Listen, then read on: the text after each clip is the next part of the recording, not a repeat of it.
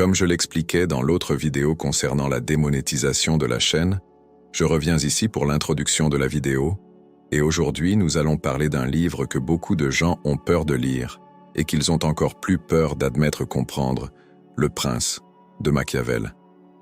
Mais écoutez bien, je ne suis pas là pour vous servir un cours d'histoire ennuyeux sur l'Italie antique ou les anciens rois. Notre conversation d'aujourd'hui porte uniquement sur votre vie réelle, sur votre bureau, vos amitiés et ces personnes qui vous sourient chaque jour, tout en essayant secrètement de profiter de votre gentillesse. La vérité, aussi dérangeante soit-elle, c'est que la manipulation n'est pas un art obscur réservé aux méchants de cinéma, c'est la monnaie courante des relations humaines modernes.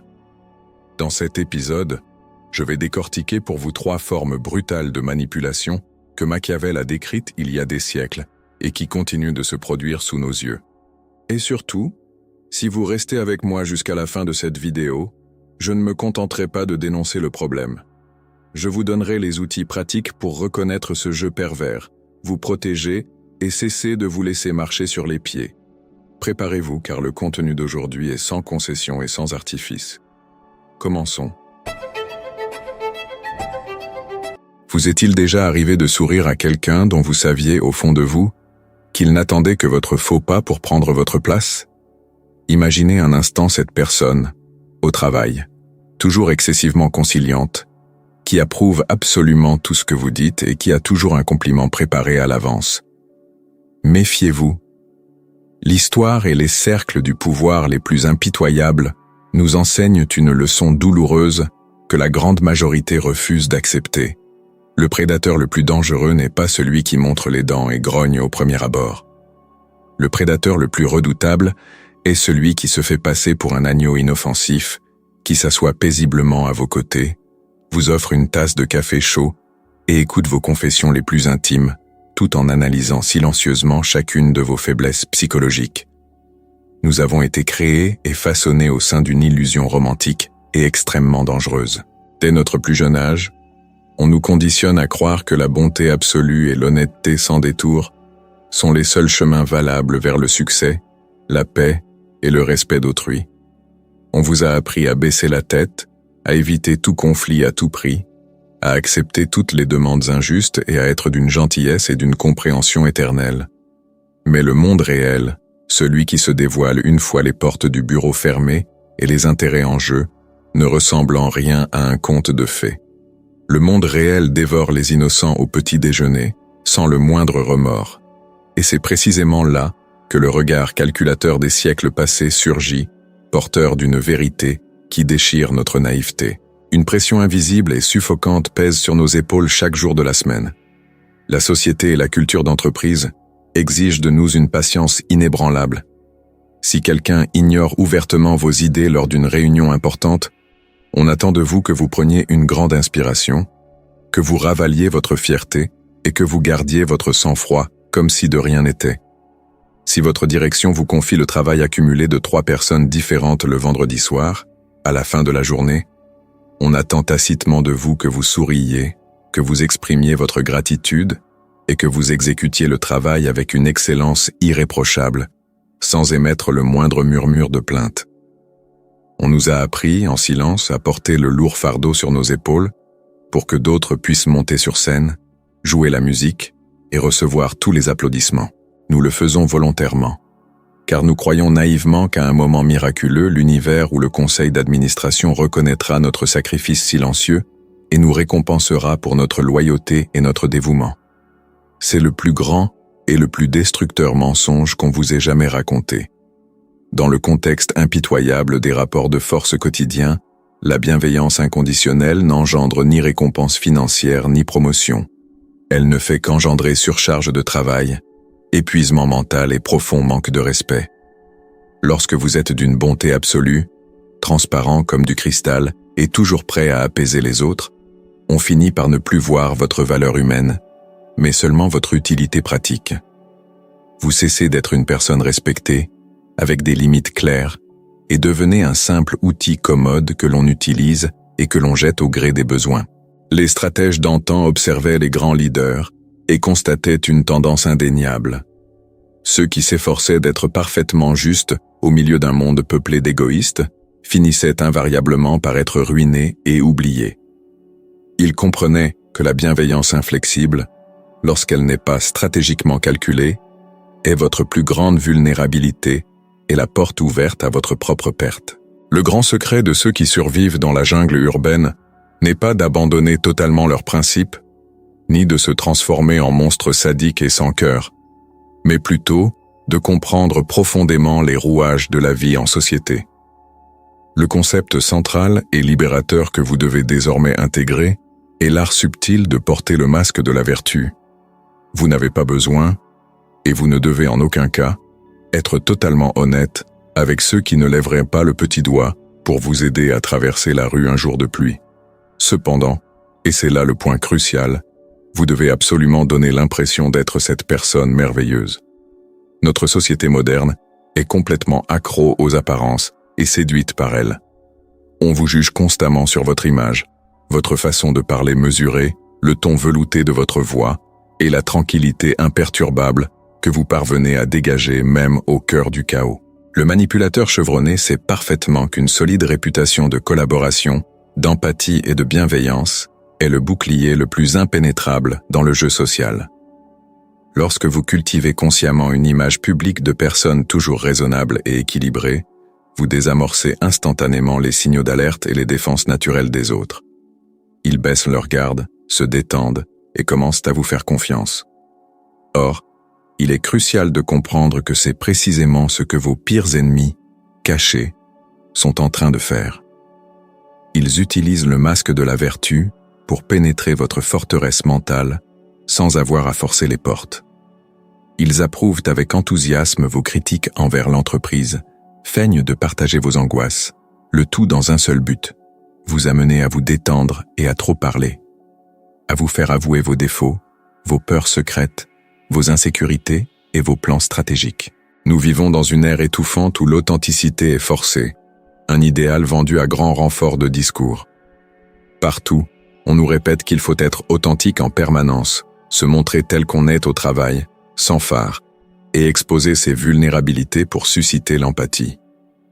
Ne vous laissez pas prendre à cette illusion. Votre lieu de travail n'est certainement pas le divan de votre psy, et vos collègues ne sont pas votre famille. En cédant à ce discours dangereux qui prône une transparence totale sur vos sentiments les plus profonds, vous abandonnez le contrôle de votre vie à des personnes qui, à la fin du mois, se disputent le même espace et le même salaire que vous. Imaginez cette scène qui se répète des milliers de fois par jour. Vous avez passé une semaine horrible, vous vous êtes disputé avec vos proches, vous avez mal dormi, et dans un moment de faiblesse, vous vous confiez à ce collègue bienveillant dans le couloir.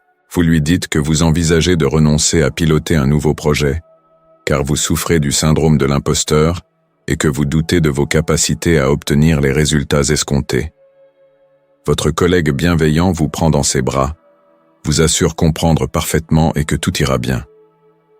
2 semaines plus tard, alors qu'une opportunité cruciale de promotion se présente, précisément pour diriger ce même projet et doubler votre salaire, devinez qui utilise vos aveux contre vous dans les couloirs du pouvoir.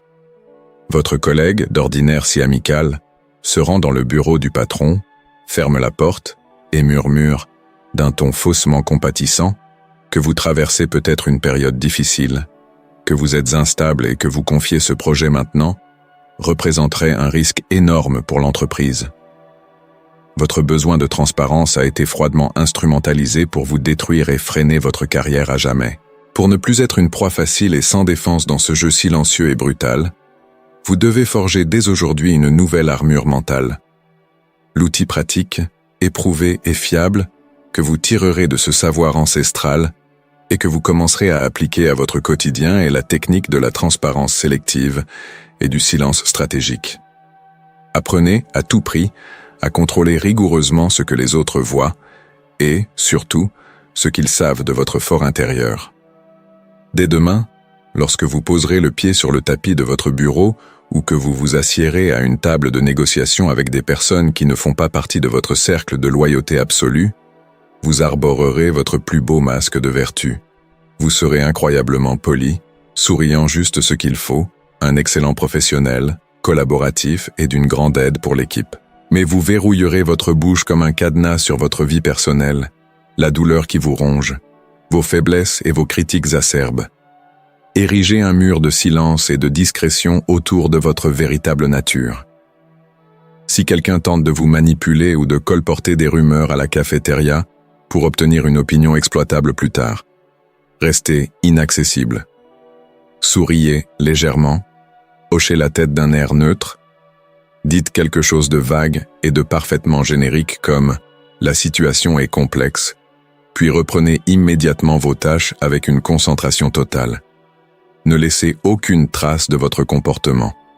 Ne fournissez pas sur un plateau d'argent les preuves qui seront utilisées contre vous dans l'impitoyable tribunal des interactions sociales quotidiennes. Le véritable pouvoir absolu ne réside pas dans le fait de clamer haut et fort qui l'on est vraiment, d'exiger que le monde nous accepte avec tous nos défauts, mais plutôt dans le fait de devenir une énigme fascinante que personne ne peut entièrement déchiffrer. Laissons les curieux et les manipulateurs ne voir que la surface calme et paisible d'un lac, tandis que nous dissimulons dans les profondeurs obscures le courant puissant et stratégique de notre véritable intelligence. Lorsque nous coupons les vivres et cessons d'offrir nos émotions sur un plateau à ceux qui ne méritent pas notre sacrifice, nous reprenons tout le pouvoir des mains du manipulateur et le récupérons. Nous devenons une forteresse impénétrable et, par conséquent, totalement incontrôlable.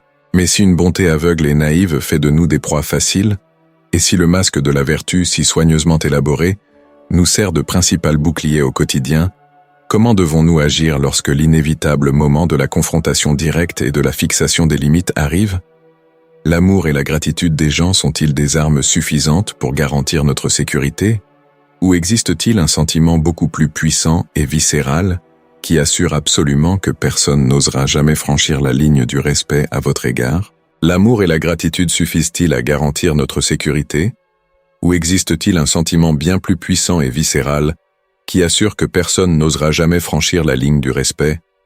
La réponse à cette question anéantit impitoyablement la plupart des illusions que les films romantiques et les contes nous ont inculquées depuis notre plus tendre enfance. Nous avons été conditionnés à rechercher l'amour et l'acceptation à tout prix. Nous croyons fermement que si nous sommes généreux, si nous aidons les plus démunis, si nous sommes les amis parfaits, les patrons compréhensifs ou les partenaires toujours dévoués, on nous le rendra. Nous comptons sur la gratitude d'autrui comme sur un contrat inviolable, signé et authentifié par un notaire. Mais la dure réalité est que la gratitude est le sentiment le plus instable, fragile et éphémère qui existe dans la psyché humaine. L'amour est un lien tributaire de l'humeur du jour, des circonstances et surtout des intérêts du moment. Lorsque les choses se compliquent vraiment, ou lorsqu'une opportunité plus avantageuse se présente pour l'autre partie, cet amour et cette gratitude infinie qu'ils vous ont juré s'évaporent en un clin d'œil. Je le dis avec une telle conviction et une telle dureté, car ce fut la leçon la plus coûteuse et la plus humiliante que j'ai jamais apprise dans mon parcours professionnel. Je ressens le besoin de partager avec vous les coulisses douloureuses d'une erreur qui a failli anéantir tout ce que j'avais bâti à la sueur de mon front. Il y a quelques années, lorsque j'ai commencé à structurer ma production de contenu et mon entreprise, je me suis plongé dans l'étude approfondie des grands esprits. Je passais des nuits entières à étudier les livres et les théories d'Arthur Schopenhauer et de Baruch Spinoza, cherchant à comprendre les rouages cachés de la volonté et des émotions humaines. Parallèlement, j'étais fasciné par la froideur et le calcul, ainsi que par l'attitude inflexible des figures emblématiques, disséquant l'esthétique et le langage du pouvoir de personnalité comme Thomas Shelby, afin de créer des scénarios et des images de couverture visuellement captivantes et impossibles à ignorer. Mon ambition était immense. Je voulais que chaque vignette vidéo, chaque scénario, chaque idée soit une œuvre d'art sur Internet. Mais pour donner une véritable ampleur à ce projet, il me fallait constituer une équipe structurée. J'avais besoin d'embaucher des rédacteurs, de faire appel à des graphistes et de recruter des collaborateurs pour travailler à mes côtés au quotidien. Et c'est précisément à ce moment critique que j'ai commis une erreur fatale dans mon appréciation de la nature humaine. Au lieu d'appliquer la froideur et le pragmatisme des stratèges que j'avais tant étudiés et dont j'avais tant scénarisé les rôles, je voulais être aimé de mon équipe. Je voulais être le leader cool, Le type super compréhensif, celui que tout le monde admire, loue et invite à boire une bière après le travail. J'étais persuadé que si je leur laissais une totale liberté dans leur emploi du temps, si je leur offrais des salaires supérieurs à la moyenne, si j'étais extrêmement gentil et que je fermais les yeux sur toutes les petites erreurs, ils me le rendraient par une loyauté aveugle et absolue. J'ai créé un climat de pure affection et de compréhension. Quand un graphiste était en retard pour livrer une maquette essentielle au lancement stratégique d'une vidéo complexe sur les théories de Schopenhauer, je lui envoyais un message pour lui dire que ce n'était pas grave, que je comprenais parfaitement sa fatigue. Quand un rédacteur livrait un texte faible, superficiel et sans profondeur, je me mettais à réécrire tout au beau milieu de la nuit, au lieu d'exiger l'excellence, juste pour éviter de créer des tensions au sein de notre équipe communication.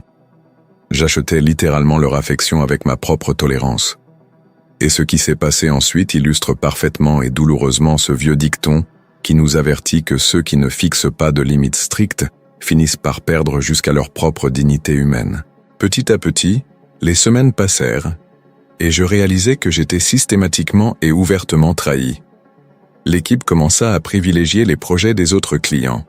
Ils livraient leur travail en avance, avec une qualité exceptionnelle, et laissaient les demandes de ma chaîne pour la dernière minute, en faisant tout au hasard. Savez-vous pourquoi? Parce que les autres clients exigeaient des résultats, imposaient des pénalités financières pour les retards et menacèrent de rompre le contrat sans hésiter. On les craignait profondément. Moi, j'étais simplement aimé. Et l'amour, mes amis, n'incite absolument personne à travailler d'arrache-pied pour fournir le meilleur résultat possible. L'amour rend une personne tellement détendue, tellement à l'aise et tellement en sécurité dans la relation, qu'elle vous permet de lui fournir n'importe quel travail médiocre, avec la certitude absolue que vous sourirez, poserez une main sur son épaule et lui pardonnerez encore. Je sabotais mon propre projet et ma santé mentale, par peur irrationnelle d'être perçue comme une tyranne exigeante. J'ai commis l'erreur fatale de confondre leadership et amitié superficielle, et j'ai fini par perdre le respect de chacun d'eux. Ma gentillesse excessive n'a suscité aucune gratitude. Elle n'a engendré que la complaisance et un mépris total. J'ai dû relire ce petit manuel brutal de stratégie de pouvoir, écrit à Florence il y a des siècles, pour sortir de ma torpeur. L'auteur nous avertit avec une clarté et une pertinence intemporelle que les hommes hésitent bien moins à offenser ceux qui se font aimer qu'à offenser ceux qui se font craindre. L'amour se maintient par un lien d'obligation sociale qui, compte tenu de la nature imparfaite et égoïste de l'être humain, est rompu sans remords à la moindre occasion de profit personnel. La peur, en revanche, se nourrit de la crainte du châtiment et de la perte, et cette crainte ne quitte jamais l'instinct de survie. Comprenez bien ceci. Lorsque nous parlons de cultiver la peur dans la société moderne, au bureau ou même dans votre vie personnelle, nous ne parlons pas de semer la terreur, de crier sur les gens ou d'utiliser une quelconque violence lâche.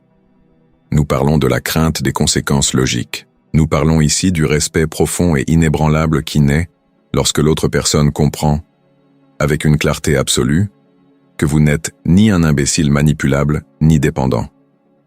La peur moderne, c'est l'immense crainte qu'éprouve l'autre à l'idée de perdre l'accès à vos ressources. C'est la peur de perdre votre argent, votre aide, un contrat lucratif, ou d'être brutalement exclu de votre vie du jour au lendemain. Ce que vous devez retenir aujourd'hui de mon erreur humiliante, c'est que tenter d'acheter la loyauté d'autrui à coups de faveur et de sourire est le chemin le plus court et le plus sûr vers une profonde frustration. Si vous êtes en relation avec quelqu'un, que ce soit un partenariat professionnel, une amitié de longue date ou une relation amoureuse, et que vous baissez les bras à chaque fois qu'on vous marche sur les pieds pour éviter un conflit passager, vous apprenez à l'autre personne à vous manquer de respect en permanence. Vous montrez au monde entier qu'il n'y a aucune conséquence négative à vous traiter comme un objet jetable. L'outil pratique qui changera la dynamique de votre vie à partir de maintenant, c'est l'application implacable et froide des conséquences. Il ne s'agit pas de piquer des crises de rage hystériques, de pleurer ou de hausser le ton en pleine réunion importante. Celui qui perd le contrôle et crie a déjà perdu toute influence émotionnelle sur la situation. La personne véritablement crainte et respectée par les manipulateurs et d'un calme et d'une maîtrise de soi absurde, et d'une politesse extrême. Mais elle agit sans pitié. Si un délai n'est pas respecté, le contrat est résilié sans préavis. Si une promesse est rompue par négligence, l'avantage est immédiatement retiré, sans possibilité de seconde chance. Si quelqu'un tente une plaisanterie dénigrante envers vos compétences devant autrui, vous ne riez pas de façon forcée pour plaire au groupe. Vous fixez la personne d'un regard grave et laissez un long silence gênant s'installer jusqu'à ce qu'elle se sente ridicule et ravale ses paroles blessantes. Lorsque j'ai décidé de changer radicalement d'approche professionnelle, lorsque j'ai cessé d'être ce leader bienveillant pour devenir le professionnel exigeant une excellence sans faille, la donne a basculé en ma faveur. Certains membres de l'équipe sont partis, se disant très offensés par ma nouvelle froideur, et ce fut la meilleure chose qui pouvait arriver à mon entreprise. Ceux qui ont choisi de rester, en revanche, se sont concentrés sur le processus et ont commencé à fournir le travail le plus abouti et le plus soigné de leur vie.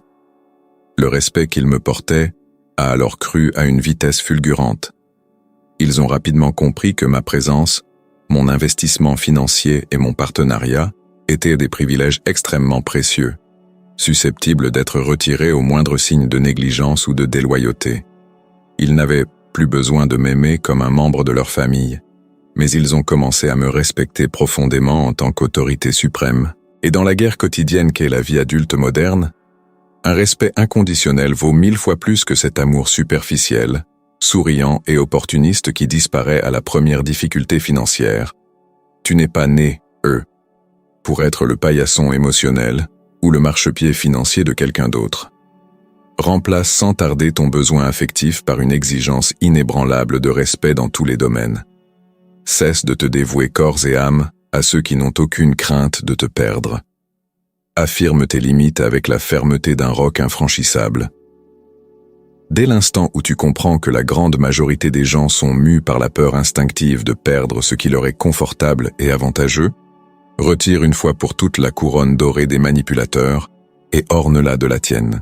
Mais une fois que vous avez rompu les liens d'intimité superficielle et établi que la peur des conséquences est votre meilleur rempart personnel, comment vous assurer que les gens ne décideront pas simplement que vous êtes devenu trop difficile à vivre et ne chercheront pas quelqu'un de plus malléable et docile pour vous remplacer?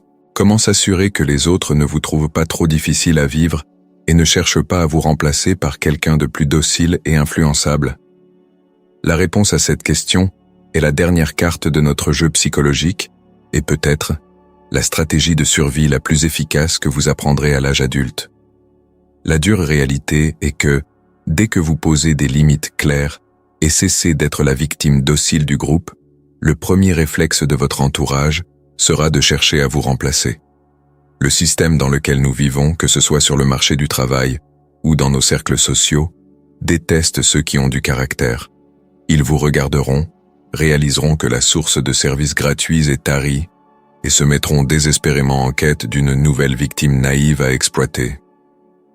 Et la seule chose au monde capable de vous empêcher d'être mise à la porte, ce ne sont ni votre charisme, ni votre ancienneté, et certainement pas votre CV impeccable. La seule défense inébranlable contre le rejet est la manipulation chirurgicale d'une dépendance absolue. Vous devez faire en sorte qu'ils aient un besoin de vous d'une manière si profonde et viscérale que la simple pensée de vous renvoyer provoque chez eux panique et sueur froide. Imaginez le monde de l'entreprise moderne comme une gigantesque machine à broyer. La règle tacite de cette machine est que chacun est un petit rouage parfaitement remplaçable. Si le rouage numéro 5 se casse, dysfonctionne ou commence à réclamer de la reconnaissance, le propriétaire de la machine ouvre le tiroir, en sort un nouveau, le remet en place, et la vie reprend son cours normal le lendemain. Votre mission de vie, non négociable, à partir de cet instant précis, est de cesser d'être la pièce générique que le service des ressources humaines achète au coin de la rue pour une poignée de réaux et de devenir le moteur irremplaçable de la machine elle-même. La pensée stratégique classique nous avertit que l'individu avisé doit agir de telle sorte que les autres aient toujours, en toutes circonstances, un besoin impérieux de sa présence. Car lorsque la crise financière éclate, les êtres humains ne restent fidèles et ne protègent que ceux sans qui ils ne peuvent survivre. L'erreur tragique que commettent quotidiennement les travailleurs exemplaires et les personnes bienveillantes Et cette terrible addiction à faciliter la vie des autres sans discernement et gratuitement. Dès notre plus jeune âge, on nous apprend que le professionnel idéal forme toute son équipe à son métier, rédige des manuels et laisse son service fonctionner en pilote automatique, sans le moindre accroc. Le discours illusoire du monde de l'entreprise prétend qu'il faut former son successeur pour obtenir une promotion. C'est le piège le plus dangereux, jamais conçu pour exploiter notre naïveté. En une fraction de seconde, lorsque vous dévoilez vos secrets et partagez tous les raccourcis mentaux que vous avez mis des années à maîtriser, vous signez votre démission invisible. Vous transférez votre valeur unique au domaine des masses. Et lorsque la foule saura faire exactement ce que vous faites, en facturant la moitié de votre salaire et sans exiger le moindre respect, devinez qui se retrouvera sur la paille, un carton à la main, le prochain vendredi de restrictions budgétaires. Le secret ultime du pouvoir ne réside pas dans le partage inconditionnel de vos connaissances avec ceux qui n'en ont pas payé le prix. Le véritable pouvoir réside entièrement dans le monopole de la solution. Imaginez un instant que vous soyez un pâtissier de génie.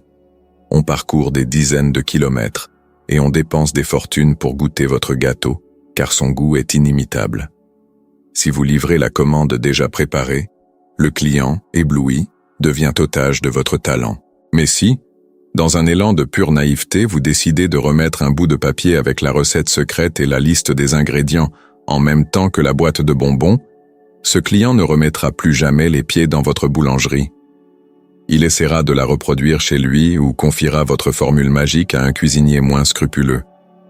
Dans ce contexte de survie, vous devez être cette figure énigmatique qui obtient des résultats spectaculaires, résolvant les catastrophes avec une rapidité fulgurante, mais vous ne devez jamais dévoiler les ingrédients de votre recette du succès. Vous devez vous forger une réputation irréprochable, celle d'une véritable boîte noire aux solutions à fort impact.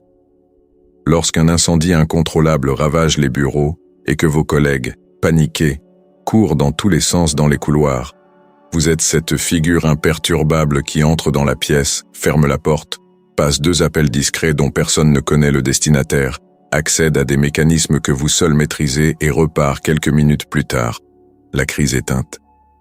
Ils vous applaudiront, pousseront un soupir de soulagement et, surtout, deviendront totalement dépendants de votre talent inexplicable. Ils ignorent tout des méthodes que vous avez employées pour maîtriser l'incendie, et c'est précisément cette ignorance totale qui garantit votre stabilité et votre intouchabilité. Instaurer cette dépendance, c'est comprendre que vos compétences rares sont votre plus grand atout. Vous distillez l'information au compte-gouttes, fournissant la quantité exacte de données nécessaires au bon fonctionnement de l'entreprise, mais vous gardez le secret des opérations secrètes.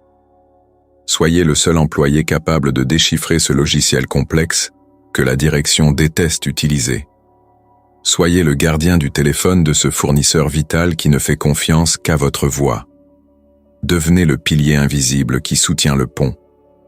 Car dès que quelqu'un songera à se débarrasser de votre talent, il sera pris de panique à l'idée que si vous partez par la grande porte, vos contacts vous suivront, les systèmes s'effondreront et l'entreprise perdra des millions avant la fin de la journée. N'ignorez pas que cette même stratégie de maintien de la valeur domine les relations sociales intimes avec une force tout aussi dévastatrice. Si tant de personnes sont abandonnées par de faux amis lorsqu'elles font face à la ruine, c'est tout simplement parce qu'ils ne leur sont plus utiles. Ils ont cessé de leur apporter ce bénéfice invisible qui justifiait une présence constante, qu'il s'agisse du prestige d'assister à des soirées huppées, de la voiture disponible le week-end ou du rôle épuisant d'écouteur, de déversoir émotionnel pour les plaintes des autres. Pour éviter d'être rejeté dans votre vie personnelle, ne laissez jamais personne se complaire dans le confort de savoir qu'ils ont déjà tiré le maximum de vous. Cultivez le mystère autour de votre force. Si vous excellez à sortir un ami de la détresse grâce à des conseils avisés, faites votre part de manière exemplaire, montrez votre valeur, puis retirez-vous stratégiquement dans l'ombre. Recentrez-vous sur votre propre vie, limitez votre disponibilité et assurez-vous que votre aide précieuse soit perçue comme une perle rare, et non comme un médicament bon marché disponible à toute heure de la journée. Celui ou celle qui est toujours prêt à se jeter dans la gueule du loup pour les autres, finit par perdre son éclat et sa capacité d'influence. Une présence excessive et une utilité facile éclipsent son génie. Si vous souhaitez vraiment que votre entourage social ou professionnel reconnaisse votre influence et souffre de votre absence, vous avez l'obligation de créer des moments de rareté savamment orchestrés. Éclipsez-vous temporairement.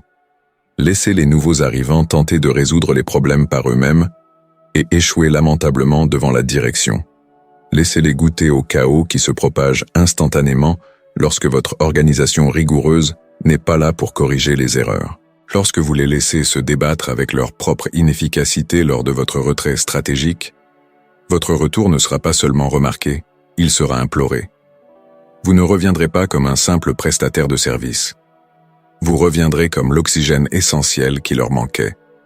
C'est le moyen le plus sûr de s'implanter durablement dans un environnement hostile. Tant que vous détenez la clé du puits dans un désert brûlant, même les plus venimeux et les plus envieux n'auront pas le courage suicidaire de conspirer contre votre position, car la panique de la soif sera infiniment plus grande que tout sentiment de rivalité. Voici la froide et impitoyable réalité du pouvoir concret, celle qu'aucune conversation romantique n'a eu l'honnêteté brutale de vous enseigner. Maintenant que nous avons ouvert ensemble cette boîte de Pandore, je veux savoir ce que vous en pensez. Êtes-vous prêt à protéger votre esprit, à prendre les rênes et à faire en sorte que votre absence se fasse plus sentir que n'importe quelle présence? Si cette conversation vous a bouleversé et a ouvert de nouvelles perspectives, notre échange ne s'arrête pas là. J'ai laissé d'autres vidéos à l'écran qui vous donneront les outils nécessaires pour continuer à bâtir cette forteresse mentale, étape par étape. Cliquez sur l'une d'elles dès maintenant. N'oubliez pas de liker pour montrer que vous faites partie de cette minorité qui réfléchit vraiment. Abonnez-vous à la chaîne pour que nous puissions poursuivre ce cheminement incessant et partagez en commentaire le moment décisif que vous avez vécu aujourd'hui. À bientôt.